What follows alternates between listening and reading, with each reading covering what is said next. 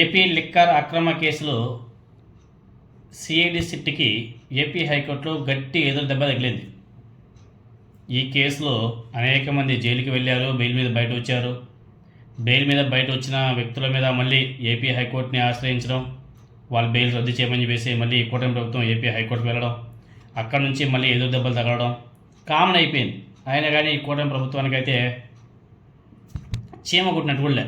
ఎందుకంటే వాదించే లాయర్లు డబ్బులు ఏమీ తెలుగుదేశం పార్టీ నుంచి వెళ్ళవు కదా, ప్రభుత్వ ఖజానా నుంచే వెళ్తాయి కాబట్టి వాళ్ళకి ఎటువంటి టెన్షన్ లే. పెట్టుకుంటూ పోండి కేసులు, మన లాయర్లు ఉన్నారు, ప్రభుత్వ సొమ్ము ఉంది, ఖర్చు పెట్టుకుంటూ పోదాం, అటు అన్నీ జరిగిపోతూ ఉంటాయి అన్న రీతిలో కూటమి ప్రభుత్వం వ్యవహరిస్తున్నట్టుగా ఉంది. ప్రతి ఒక్కదానికి తుమ్మినా కేసే, దగ్గినా కేసే. వాడు మనకు వ్యతిరేకంగా మాట్లాడినాడా, కేసు తోసే లోపల. వాడు మనకు వ్యతిరేకంగా పోస్ట్ చేసినాడా, ఎత్తేసే లోపల.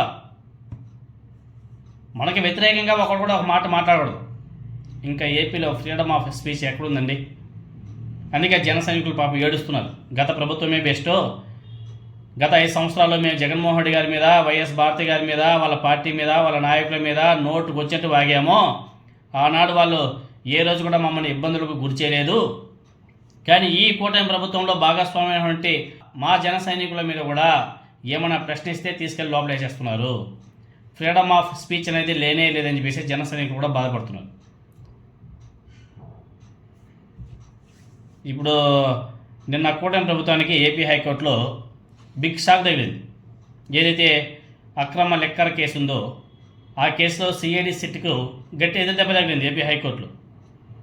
ఈ అక్రమ కేసులో నిందితుడిగా ఉన్నటువంటి వైఎస్ఆర్ కాంగ్రెస్ పార్టీ ఎంపీ పెద్దిరెడ్డి మిథున్ రెడ్డి గారికి విజయవాడ ఏసీబీ కోర్టు గతంలో బెయిల్ మంజూరు చేసిన సంగతి మీకు అందరూ కూడా తెలిసింది.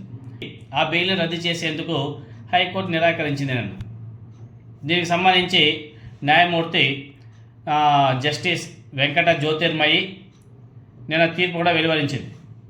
మిథున్ రెడ్డికి బెయిల్ మంజూరు చేస్తూ విజయవాడ ఏసీబీ కోర్టు గత ఏడాది సెప్టెంబర్లో ఉత్తర్వులు జారీ చేసింది. మీకంతా కూడా తెలిసే ఉంటుంది. దీన్ని సవాల్ చేస్తూ సిఐడి అదనపు ఎస్పీ అప్పుడే పోయిన సంవత్సరమే అక్టోబర్లో ఏపీ హైకోర్టులో పిటిషన్ దాఖలు చేశారు. ఈ వ్యాజ్యం మీద విచారణ జరిపినటువంటి న్యాయమూర్తి గారు బెయిల్ రద్దుకు నిరాకరించడం జరిగింది.